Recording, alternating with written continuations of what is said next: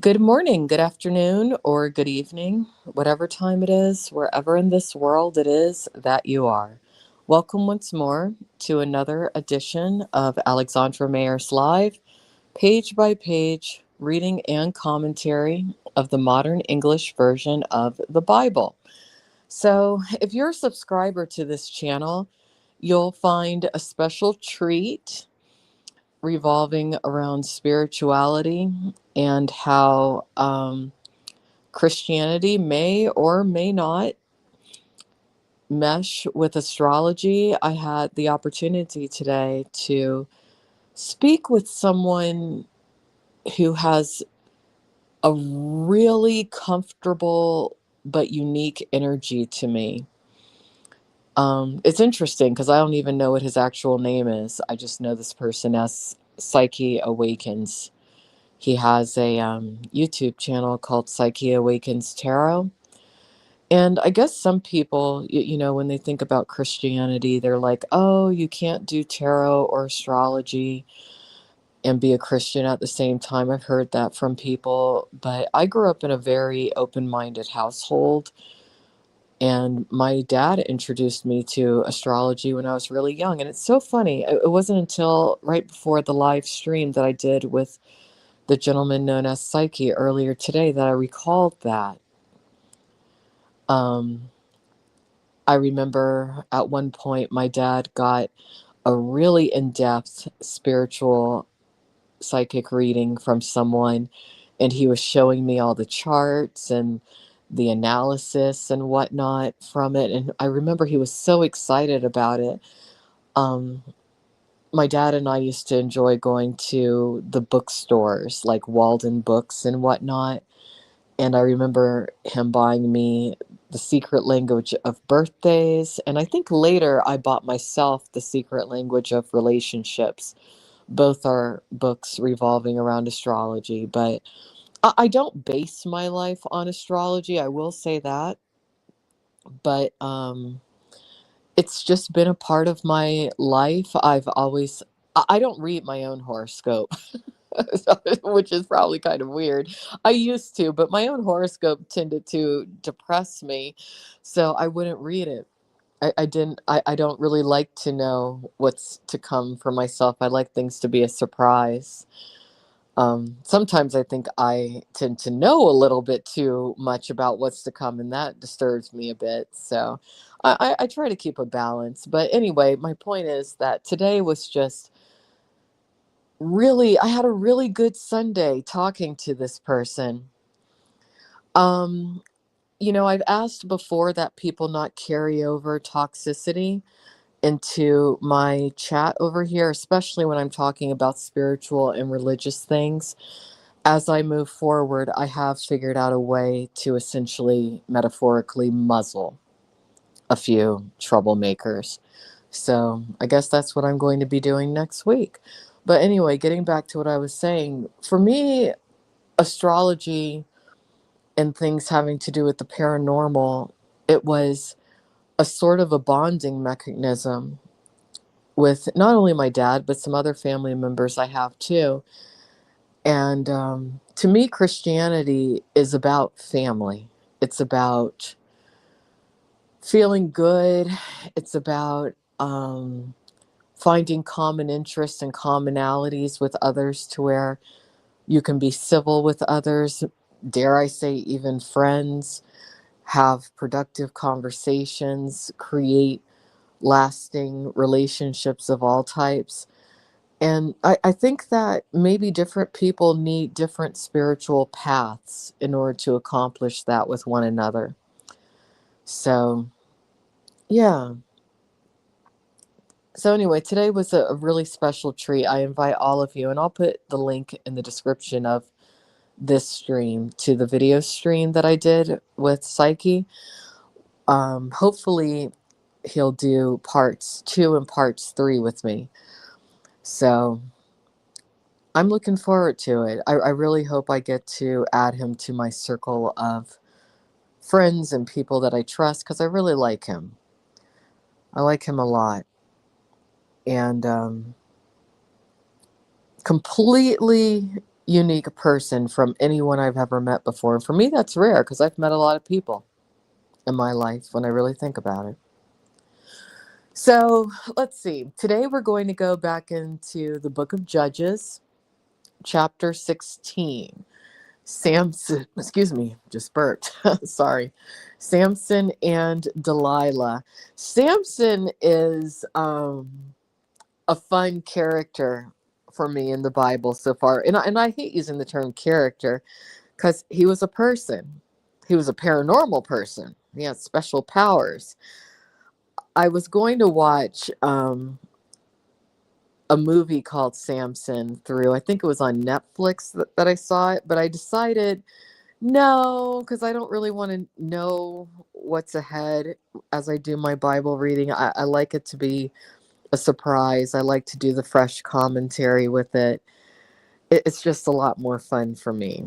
So, everyone, sit back, grab your favorite beverage, relax. I'm snuggled up on my sofa, and here we go. Judges 16, Samson and Delilah. Samson went to Gaza. There he saw a prostitute and spent the night with her. Oh, I like how straightforward the Bible is when it comes to the modern English version and just how they explain what's what. Samson is Samson is a little bit of a well, he's a very masculine guy.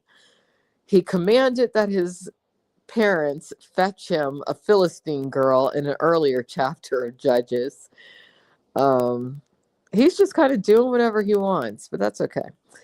All right, so he went to Gaza and he saw a prostitute and spent the night with her. The people of Gaza were told, Samson has come here. So they surrounded him and laid in wait for him all night at the city gate.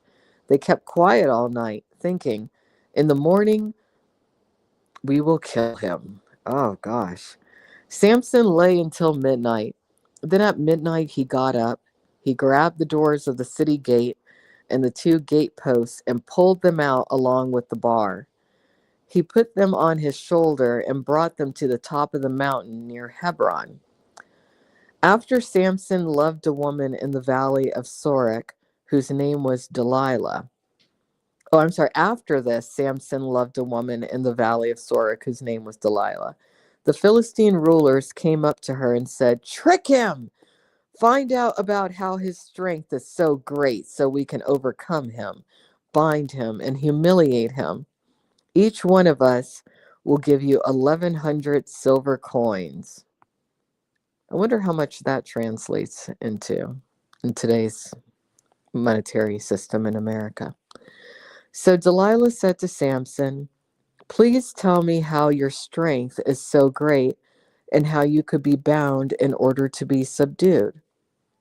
Samson said to her, if they bind me with 7 fresh bowstrings that have not been dried, then I will become weak and be like an ordinary man. So the Philistine rulers brought her 7 fresh bowstrings that had not been dried, and she bound him with them. They lay in wait in her inner room. She said to him, the Philistines are upon you, Samson. Then he split apart the bowstrings like a single thread is split apart at the touch of fire. So the source of his strength did not become known. Then Delilah said to Samson, behold, you have deceived me. You have told me lies. Now please tell me how you can be bound. He shouldn't tell her a thing. Oh gosh. This book of the Bible doesn't exactly paint women in the best of light.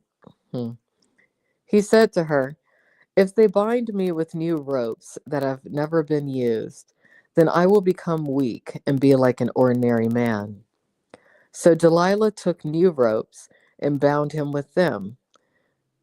Then she said to him, the Philistines are upon you, Samson, for men were lying in wait, remaining in the room. But he split apart the ropes on his arms like a thread. Delilah said to Samson, Up to now, you have deceived me. You have told me lies. Tell how you can be bound. He said to her, if you weave 7 locks of my hair into the fabric on the loom and fasten it with a pin, then I will become weak and be like an ordinary man. So Delilah lulled him to sleep and wove 7 locks of his hair into the fabric of the loom. She fastened it with the pin and said to him, the Philistines are upon you, Samson. He awakened from his sleep and tore away from the loom, pin, and the fabric.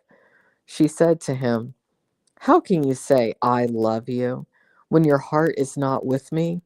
You have deceived me these 3 times and have not told me how your strength is so great. Every day she nagged him with her words and pleaded with him until he was tired to death. So he told her all his secrets and said to her, no razor has touched my head, for I have been a Nazarite to God from my mother's womb. If I were shaven, my strength would leave me, and I would become weak and be like all other men. Delilah saw that he had told her all his secrets, so she sent for the Philistine ruler, saying, come up this time, for he has told me all his secrets. So the Philistine rulers came up to her and brought the money in their hands. Delilah lulled Samson to sleep on her knees and called for a man to shave off the 7 locks of his hair. Then she began to humiliate him, and his strength left him. Oh, I wonder why he was so into Delilah. She really seems treacherous. She said, the Philistines are upon you, Samson. Then he awakened from his sleep and thought, I will go out as before and shake myself free of them. He did not know that the Lord had left him. Interesting. I'm wondering if the Lord left him specifically because of the hair situation or because he was too confident in his ability. And maybe he was a little bit selfish when it came with this woman. I wonder if it was that she reminded him of someone that he used to know, because a lot of times that's when men are blindly in love with women. Maybe she was exceedingly beautiful. I wonder what it was. The Philistines seized him and gouged out his eyes. They took him down to Gaza, bound him with bronze chains, and he ground grain in prison. Yet after it had been shaven, the hair on his head began to grow back. Well, that's good. The hair began to grow back. You're saying because she was a Palestinian woman? I don't think that was the only reason. All right, the death of Samson.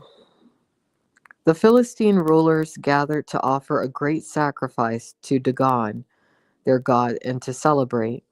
They said, our God has given Samson, our enemy, into our hands. The people saw him and praised their God, for they said, our God has given into our hands our enemy, the one who ruined our land and killed many of us. Well, I mean, war, this is,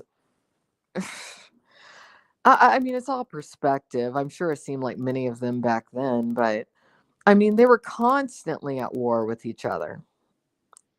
I mean, that's what the Bible pretty much is about. Everyone's fighting all the time. Fighting, breeding, sleeping, eating, traveling. That's about it in biblical times.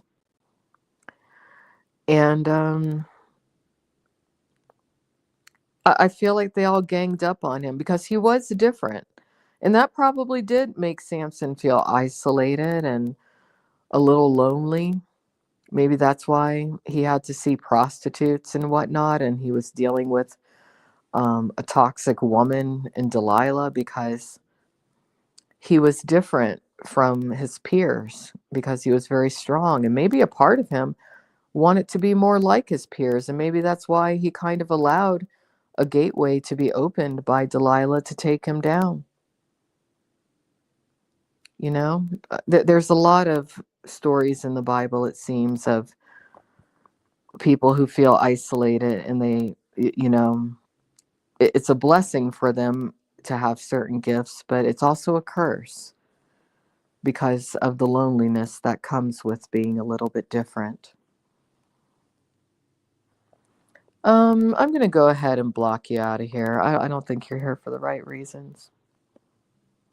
All right, let's continue. When their hearts were merry, they said, "Call for Samson so they can entertain us." So they called for Samson from the prison, and he entertained them. They placed him between the pillars. Samson said to the young man who held his hand, "Let me rest and touch the pillars on which the temple is set. Then I can lean against them." The temple was full of men and women, and all the Philistine rulers were there.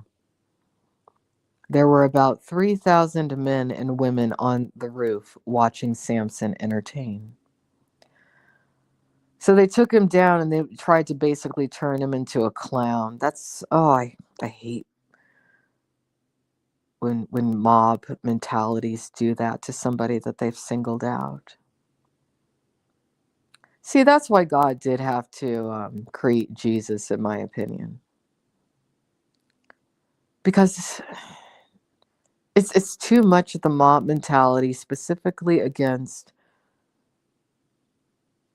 the people with certain gifts, to where already they're feeling isolated. But then people make it worse. I'm excited about getting to the New Testament. I really am. But it's still going on today.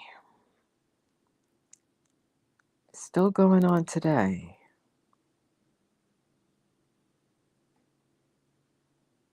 I'm hoping Jesus comes back in my lifetime.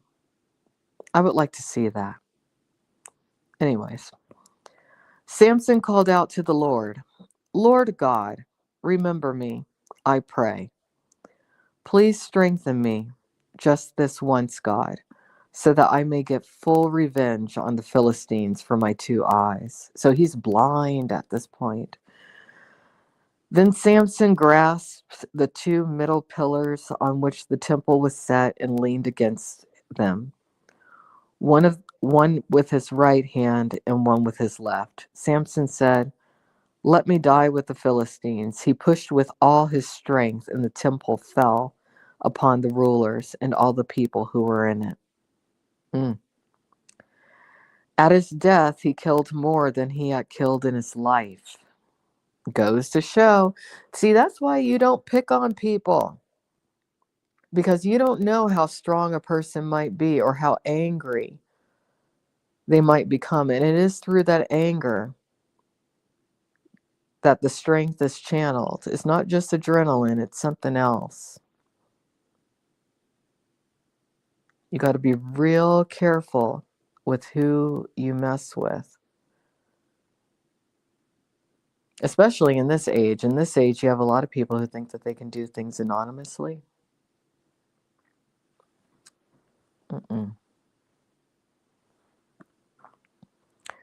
I've always enjoyed hunting.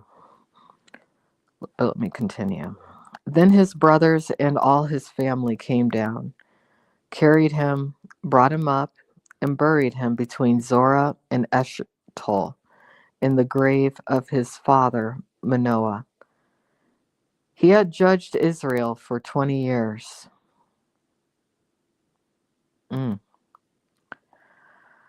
Samson's story is interesting. So I like Abimelech in Judges. I like Samson. I thought Deborah was interesting. Deborah the prophetess. Do I want to go into chapter 17? Yeah, I do. I think I'll do that tonight. All right, so we're going to go ahead and go into Judges 17. I'm sorry I'm a little retrospective and introspective as I'm reading this, but before we go into chapter 17, what I will say is that a personal war that I contended with for, I'd say, the past few months, I realized last night I won. I definitely won. Will there be an aftermath? I'm sure. But I'm strategic, and I've already anticipated pretty much what certain people will do. And I'm ready to metaphorically cut their tongues out. Metaphorically. Judges 17. Micah's idols. There was a man from the hill country of Ephraim whose name was Micah. He said to his mother, "The 1,100 shekels of silver that were taken from you, on which you put a curse, even speaking the curse in my ears. Behold, the silver with me, I took it." Then his mother said, "May the Lord bless my son." Then he returned the 1,100 silver coins to his mother. His mother said, "I certainly consecrated the silver to the Lord for my son to make a carved idol and a metal idol. So now I return it to you." When he returned the silver to his mother, she took 200 shekels of silver and gave them to a silversmith to make a carved idol and a metal idol. And they were put in the house of Micah. This man Micah owned a shrine. He made an ephod and household idols, and he hired one of his sons to be a priest for him. In those days there was no king in Israel. Everyone did what was right in his eyes. There was a young man from Bethlehem in Judah. He was a Levite from Judah, and he stayed as a resident foreigner there. The man went from the city of Bethlehem in Judah to stay wherever he could find a place. He came to the hill country of Ephraim, to the house of Micah to do his work. Micah said to him, "Where do you come from?" He said to him, "I am a Levite from Bethlehem in Judah, and I am going to stay wherever I can find a place." Micah said to him, "Live with me and be a father and a priest for me. I will give you 10 silver coins a year, a set of clothes, and food." So the Levite went in. The Levite decided to live with the man, and the young man became like one of his sons. Micah ordained the Levite, and the young man became his priest and lived in the house of Micah. Then Micah said, "Now I know the Lord will do good for me, for I have a Levite to be my priest." Interesting. Interesting. He knew about the history of the Levites. That's what happened there. Micah was smart. So that's about it. That's about it for today. I'm going to go ahead and get going. I appreciate everyone who listened for the right reasons, those of you who listened for the wrong reasons and who harassed me. That's a-okay, because there's something coming that I've been working on for the past couple of months when it comes to some people who think that it's okay to hurt women, children, and other vulnerable individuals. And it's going to be a surprise. Just like I love surprises, I also like to bestow surprises upon others. Sometimes surprises are good, sometimes surprises are bad, but I have decided to dedicate the rest of my life to doing my best to stand up for others when I feel that there's no one else to do it. You know, this war that I just recently won, and it's a personal war. If you follow my other channels, you'll know what I'm talking about. But this war that I just won, some people don't quite know that it's over yet. I find that very comical. Extremely so.